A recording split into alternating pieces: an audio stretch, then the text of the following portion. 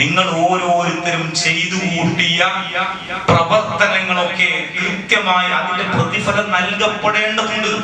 അതിനുവേണ്ടി നിങ്ങളുടെ അമലുകളും അതിന്റെ പ്രതിഫലവും അതിന്റെ പ്രതിഫലനങ്ങളും ഒക്കെ ഇപ്പൊ തൽക്കാലം നാം ഗോപ്യമാക്കി രഹസ്യമാക്കി വെക്കുകയാണ് എന്നാണ്.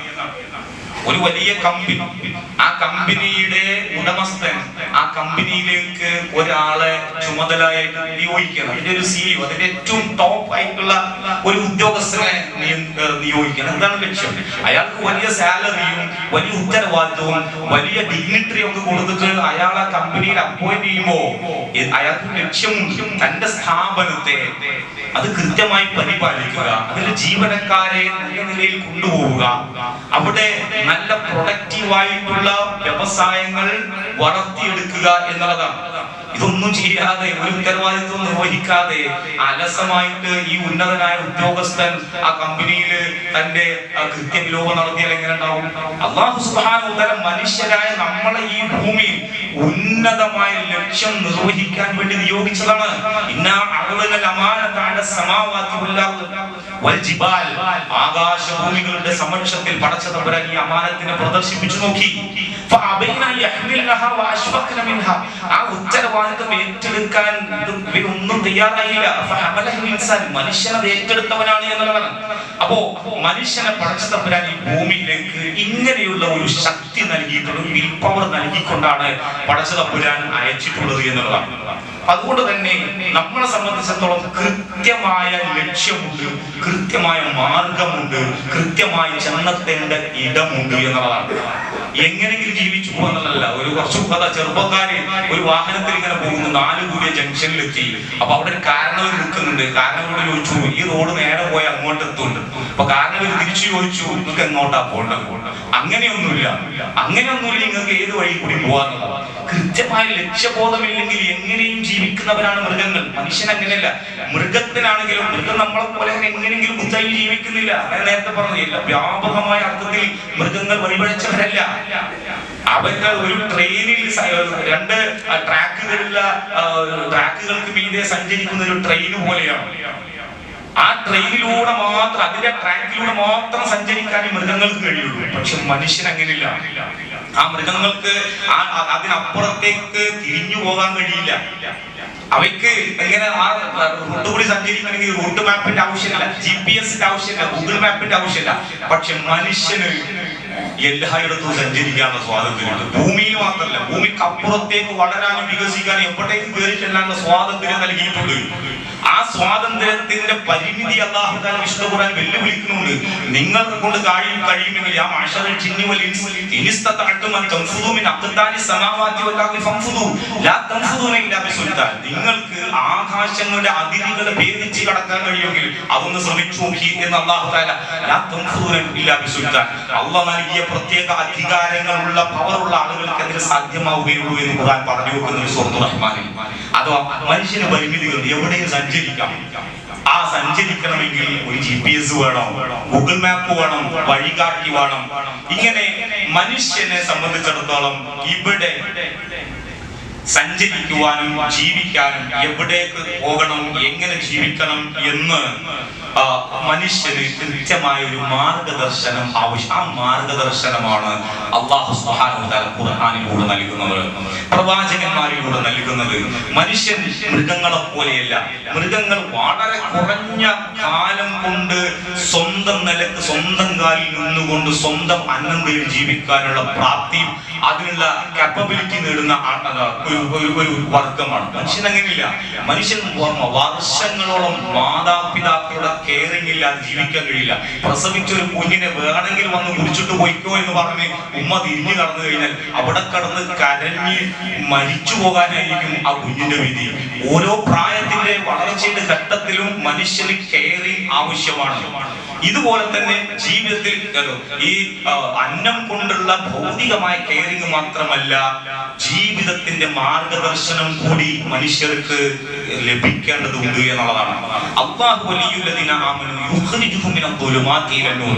അപ്രകാരം അല്ലാഹു സുബ്ഹാനഹു വ തആല വിശ്വാസികളെ അന്ധകാരത്തിൽ നിന്ന് പ്രകാശത്തിലേക്ക് നയിക്കുന്നു. പടച്ചതമ്പുരാൻ ഇന്ന ഹാദൽ ഖുർആൻ, ഈ ഖുർആനാണ് യഹ്ദി ലില്ലതി ഹി അഖ്വം, നിങ്ങൾ നേർമാർഗ്ഗത്തിലേക്ക് നയിക്കുന്നത്. വലികുല്ലി ഖൗമിൻ ഹാദ്, എല്ലാ ജനങ്ങൾക്കും അല്ലാഹു സുബ്ഹാനഹു വ തആല വഴികാട്ടികളായിട്ടുള്ള മാർഗ്ഗദർശികളായിട്ടുള്ള പ്രവാചകന്മാരെ, പ്രബോധകന്മാരെ, ഉത്ബോധകരെ പടച്ചതമ്പുരാൻ നിയോഗിച്ചിട്ടുണ്ട്. ഇന്നക ലതഹ്ദി ഇലാ സിറാത്തിൽ മുസ്തഖീം, പ്രവാചകന്മാരെല്ലാവരും സിറാത്തുൽ മുസ്തഖീമിലേക്ക് ആളുകളെ വഴി നയിച്ചിട്ടുണ്ട് എന്നുള്ളതാണ്.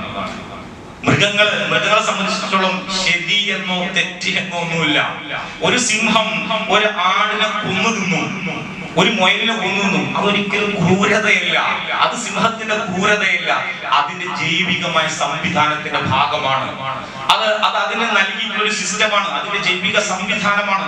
പക്ഷേ ഒരു മനുഷ്യൻ കുഞ്ഞിനെ ബോംബിട്ട് കൊല്ലുന്നത്, വെടിവെച്ച് കൊല്ലുന്നത്, അത് കൊടും ക്രൂരതയാണ്. അത് ക്രൂരതയാണ്. അമേരിക്ക ഇറാനിലെ കുട്ടികളെ കൂട്ടക്കുരുതി നടത്തുന്നെങ്കിൽ അത് മൃഗങ്ങൾ പോലും ചെയ്യാത്ത കൊടും ക്രൂരതയാണ്. ഇസ്രായേൽ ഫലസ്തീനിലെ കുട്ടികളെ ഈ രൂപത്തിൽ വധിക്കുന്നുണ്ട് എങ്കിൽ നമ്മുടെ നാട്ടിലുള്ള ഫാഷിസ്റ്റുകളും ക്രൂരന്മാരും ഒക്കെ ഇങ്ങനെ മതത്തിന്റെയും വർഗീയതയുടെയും വംശീയതയുടെയും പേരിൽ മനുഷ്യനെ ഉപദ്രവിക്കുകയും കൊല്ലുകയും ചെയ്യുന്നത് അത് മനുഷ്യത്വ വിരുദ്ധമാണ്. അഥവാ മനുഷ്യർക്കിടയിലാണ് ക്രൂരതകൾ ഉള്ളത് എന്നതാണ്. ഒരു സിംഹം അതല്ലെങ്കിൽ ഒരു അണ്ണാൻ അല്ലെങ്കിൽ ഒരു ആന താൻ എന്തിനാണ് ജീവിക്കുന്നത് എന്ന് ചിന്തിച്ച് ഒരിക്കലും മാനസിക സംഘർഷത്തിലേക്ക് വരികയും അങ്ങനെ അതിന് ഏതെങ്കിലും തരത്തിൽ മെഡിറ്റേഷൻ ചെയ്യുകയോ കൗൺസിലിംഗ് തേടുകയോ ചെയ്തിട്ടില്ല. എന്നാൽ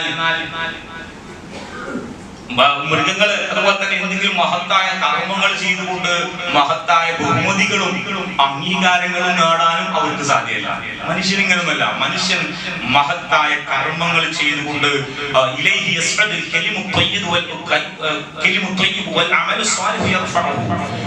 വിശിഷ്ടമായ കർമ്മങ്ങൾ ചെയ്തുകൊണ്ട് ഉന്നതമായ ശ്രേണിയിലേക്ക് വികസിക്കാനും വളരാനും മനുഷ്യന് സാധിക്കും. മനുഷ്യന് ഏറ്റവും ആധമമായ രൂപത്തിലേക്ക് അധപതിക്കാനും കഴിയുമെന്നതാണ്. മൃഗങ്ങൾ 10,000 കൊല്ലം മുമ്പ് ജീവിച്ച അതേ മൃഗീയമായ പ്രകൃതം തന്നെയാണ്. ആ പ്രകൃതത്തിൽ മൃഗങ്ങൾക്ക് ഒരു മാറ്റമില്ല. എന്നാൽ മനുഷ്യന് തന്റെ പരിസ്ഥിതികളെ മാറ്റാൻ കഴിയും, അവസ്ഥകളെ മാറ്റാൻ കഴിയും, പരിതസ്ഥിതികളെ ചേഞ്ച് ചെയ്യാൻ കഴിയും. ഇത് മനുഷ്യർക്ക് മാത്രമുള്ള സവിശേഷതയാണ്. മനുഷ്യർ സ്വയം മാറ്റങ്ങൾക്ക് വിധേയമാക്കുകയും മാറ്റങ്ങൾ വരുത്തുകയും ചെയ്യേണ്ടവരാണ്. അങ്ങനെ മനുഷ്യർ സ്വയം മാറ്റങ്ങൾക്ക് വിധേയമായി കൊണ്ടിരിക്കണം, മാറ്റം ഉണ്ടാക്കണം എന്നുള്ളതാണ്. ആ മാറ്റമാണ് മനുഷ്യരിൽ ഉണ്ടാക്കിയെടുക്കാൻ, വിശ്വാസികൾ ഉണ്ടാക്കിയെടുക്കാൻ അല്ലാഹു സുബ്ഹാനഹു വ തആല കഠിനമായ വ്രതവും നോമ്പൊക്കെ നമുക്ക് നിയമമാക്കിയത്. മൃഗങ്ങളെ സംബന്ധിച്ചിടത്തോളം അവരുടെ സംതൃപ്തി എന്ന് പറയുന്നത് ഫിസിക്കലാണ്, ശാരീരികമാണ്. ഒരു ആനയാകട്ടെ സിംഹമാകട്ടെ വയറ് നിറഞ്ഞു കഴിഞ്ഞാൽ ഒരിക്കലും ഞാൻ നേരത്തെ പറഞ്ഞതുപോലെ വീണ്ടും ഇരയെ പിടിക്കുകയോ തിന്നുകയോ ചെയ്യില്ല. അതിന് വയറ് നിറഞ്ഞു കഴിഞ്ഞാൽ ഒരു തണല് കിട്ടിക്കഴിഞ്ഞാൽ അവിടെ തലയാഴ്ചകൊണ്ട് അവിടെ കിടന്നു മയങ്ങും. മനുഷ്യൻ അങ്ങനെയല്ല. മനുഷ്യൻ അതുകൊണ്ടൊന്നും മനുഷ്യന്റെ ആഗ്രഹങ്ങൾ, താല്പര്യങ്ങൾ അവസാനിക്കുന്നില്ല. ഈ ഒരു ഭക്ഷണം, വസ്ത്രം, അതുപോലെ തന്നെ പാർപ്പിടം, വരുമാനം, ഇതൊക്കെ മനുഷ്യരായ നമുക്ക് കിട്ടിയാലും നമ്മുടെ ജീവിതത്തിലെ പ്രശ്നങ്ങൾ അവസാനിക്കുന്നില്ല. നമ്മുടെ ജീവിത പ്രശ്നങ്ങൾ അവിടെ കൊണ്ട് അവസാനിക്കുന്നില്ല. മനുഷ്യർക്ക് ആത്മാവിന് അർത്ഥമുണ്ടാകണം. ആത്മീയമായ സംതൃപ്തിയും സമാധാനവും കൂടി ലഭിച്ചാലേ മനുഷ്യനെ സംബന്ധിച്ചിടത്തോളം ഭൗതികമായ വിഭവങ്ങൾക്കൊക്കെ അപ്പുറത്ത് ജീവിതത്തിന് അർത്ഥം കണ്ടെത്താൻ കഴിയുകയുള്ളൂ എന്നതാണ്. അതുകൊണ്ട് എല്ലാ സൃഷ്ടിജാലങ്ങൾക്കും പടച്ചതമ്പുരാൻ ഒരു സിസ്റ്റം നൽകി. ആ സിസ്റ്റത്തിലൂടെ സഞ്ചരിക്കുമ്പോൾ മനുഷ്യൻ മാത്രം ആ ഒരു വ്യവസ്ഥയ്ക്ക് വിരുദ്ധമായി ജീവിക്കുകയും പ്രവർത്തിക്കുകയും ചെയ്യുന്നുണ്ട് എങ്കിൽ നമ്മൾ മനസ്സിലാക്കുക, ഇത് നമ്മൾ മനുഷ്യരുടെ അടുത്ത് വന്ന പാളിച്ചകളാണ്. കാട്ടിൽ ഒരിക്കലും അവിടെ കലാപങ്ങളില്ല, വർഗീയതയില്ല, അവിടെ ബോംബിംഗ് ഇല്ല, അവിടെ യുദ്ധമില്ല, അവിടെ അധിനിവേശങ്ങളില്ല, അവിടെ ചാരിറ്റി പ്രവർത്തനങ്ങളില്ല. അവിടെ പട്ടിണിയാണെങ്കിൽ എല്ലാവരും ഒരുപോലെ പട്ടിണിയാണ്. അവിടെ സമൃദ്ധിയാണെങ്കിൽ എല്ലാ മൃഗങ്ങളും തുല്യമായിട്ട് എല്ലാവരും നന്നായിട്ട് തടിച്ചു കൊടുത്തിരിക്കും. ആർക്കും ഒന്നുമില്ലേ, എല്ലാവരും തുല്യരായിക്കൊണ്ട് ദാഹിച്ചു വലഞ്ഞ് മെലിഞ്ഞൊട്ടി ചത്തുപോകും. എന്നാൽ ഇവിടെ മനുഷ്യർക്കിടയിലാണ് അനീതിയുള്ളത്, മനുഷ്യർക്കിടയിലാണ് അസമത്വങ്ങൾ ഉള്ളത്, മനുഷ്യർക്കിടയിലാണ് വെട്ടിപ്പിടിക്കലുകൾ ഉള്ളത്, കീഴടക്കലുകൾ ഉള്ളത്, അധീശത്വങ്ങളുള്ളത്, അധിനിവേശങ്ങളുള്ളത്. ഇത് മനുഷ്യരിലുള്ള ഈ സ്വാതന്ത്ര്യം മനുഷ്യന് വലിയ കുരുക്കിലേക്ക് കൊണ്ടെത്തിക്കുന്നു എന്നതാണ്. അതുകൊണ്ട് നമ്മൾ മനുഷ്യരെ സംബന്ധിച്ചിടത്തോളം വലിയ ഉത്തരവാദിത്തങ്ങൾ അല്ലാഹു സുബ്ഹാനഹു വ തആല ഏൽപ്പിച്ചതാണ് എന്ന് മനസ്സിലാക്കിക്കൊണ്ട് ജീവിതത്തിന്റെ അർത്ഥവും ലക്ഷ്യവും അത് മനസ്സിലാക്കി ജീവിക്കുക എന്നുള്ളതാണ് നമുക്ക് അല്ലാഹു നൽകിയിട്ടുള്ള ഒരു റേഡിയോ.